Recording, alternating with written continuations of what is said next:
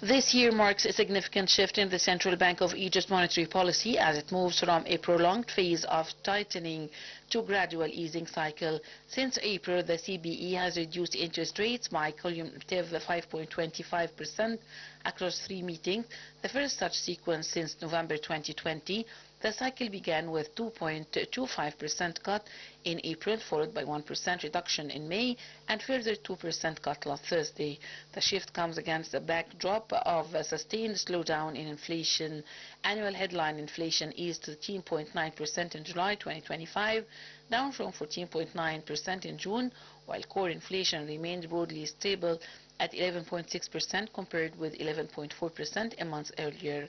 The CBE said that the back-to-back declines over 2 months signal that inflation is firmly on a downward trajectory and is on track to move closer to target by the fourth quarter of 2026. It nevertheless cautioned that risks remain, including the potential impact of administrative price adjustments, and highlighted geopolitical tensions in the region.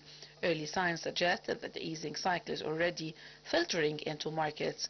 Deposit and lending rates have started to adjust, with the weighted average rate on new deposits falling to 18.8% from 21% following the April and May cuts, while average loan rates declined to 25.4% from 26.6%.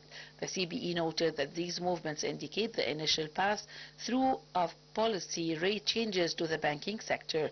Foreign investors continued to expand their holdings for Egyptian debt, particularly long-term instruments supported by improving sentiment and expectations of further policy easing. Egyptian Eurobond yields also declined sharply in the final quarter of fiscal year 2024-2025, reflecting both stronger global risk appetite and improved domestic macroeconomic conditions.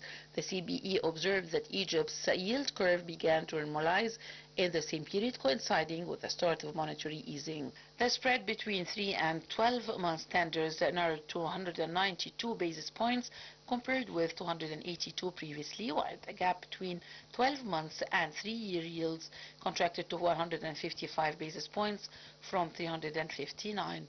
The sharper adjustment at the short end of the curve reflects a typical market response during early easing cycles, where short-term yields move more quickly to signal the expected path of interest rates.